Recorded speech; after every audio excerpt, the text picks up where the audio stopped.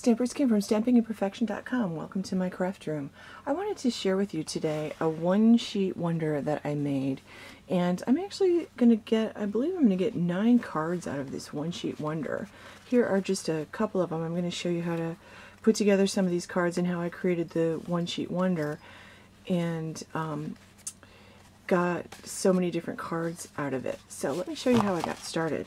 I am using specifically 3 different stamp sets, which are only available for a couple more days. So if these are stamp sets you're interested in, 2 of them are free celebration products, which means for every $50 you spend, you get to choose 1 free celebration item. You could choose these stamp sets for your free items. One is called the Petal Parade. This is the one I'm going to use for my one-sheet wonder background. The other one is called See Ya Later. And then the Best of Celebration stamp sets, there's one for each month for Stampin' Up's 25th anniversary. I'm using the Best of Celebration, and all of the Best of stamp sets are also going to be unavailable after March 31st. So a couple more days on these that you can still order these. So those are the 3 stamp sets that I'm working with. I'm starting with one sheet of 8.5 by 11 inch cardstock. I'm using 4 different colors. I'm using Crumb Cake, Gumball Green, Primrose Petal, and Crushed Curry. So I started with the Gumball Green for no special reason at all. I just like the color, so I started with it. I'm using this image from the Celebration Petal Parade, and I'm just going to randomly stamp this over my paper. And I'm not thinking about it. I'm not putting too much thought into it. I'm trying to rotate it, maybe go off the edges in some places. When I did the first one, I felt like I didn't get enough green on there because it seemed like it's a strong color, so I was trying to be careful not to put too much green in.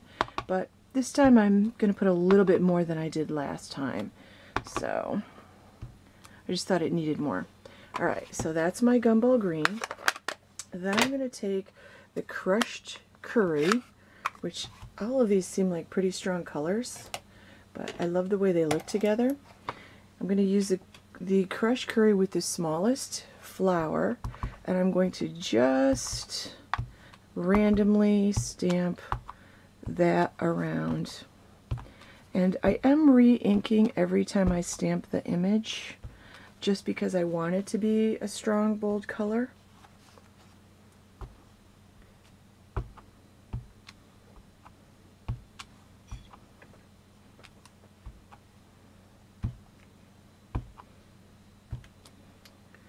Okay, and if I want to add more, I can add more of those later. Then I took my Primrose Petal with a larger flower image. I love this larger flower image, and I stamped this, then stamped off, so I got different color variations of this one. This is my favorite image, so I thought maybe I can get different shades. So I'm going to try that. And I was trying to also fill the page quicker. I want this to be a quick project. I don't want to spend a lot of time making background paper, but I love to make my own background papers because it gives you something that nobody else has, and no 2 sets turn out the same. Okay, and it's okay if they overlap. I think I just want a little bit more. Maybe I want a little bit more green. I'm not sure yet. The final color I'm going to use is my Crumb Cake, and I used the arrow from the set. So essentially I'm using all but really one background image, or one image from this stamp set. And I'll just fill in where I have a lot of white space, and I'll try to remember to turn my stamp different directions so it's not always facing in the same direction.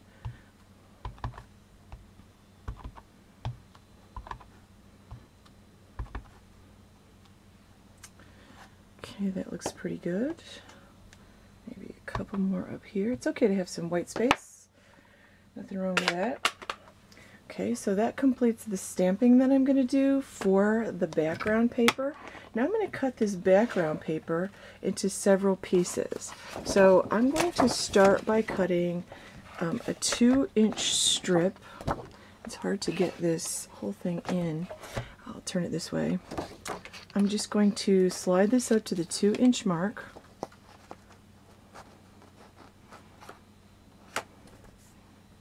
Make sure I have that straight. I'm going to just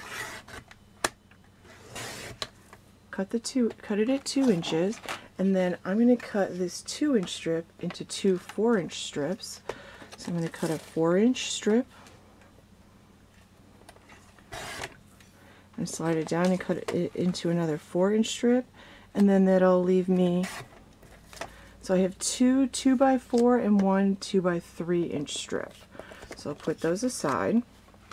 Then I'm going to cut a 4-inch strip.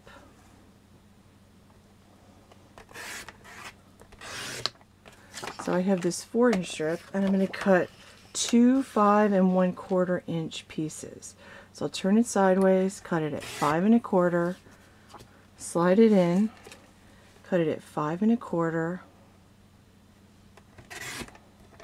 and that leaves me a little strip that's 1/2 by 4 inches. So I'll put those all aside. Now I have this piece that is, how big is this? This is 2 1/2. I'm going to cut 2 4 1/2 inch pieces. So I'm going to line this up with 4 1/2. And I'm going to cut another 4 1/2. Just like that. And then that leaves me with a 2-inch piece. So I have a 2 1/2 inch by 2-inch piece. So now that gives me all these different pieces to create essentially 9 different cards. So there's my one sheet wonder. So stick around, I'll do a second video to show you how I put the cards together.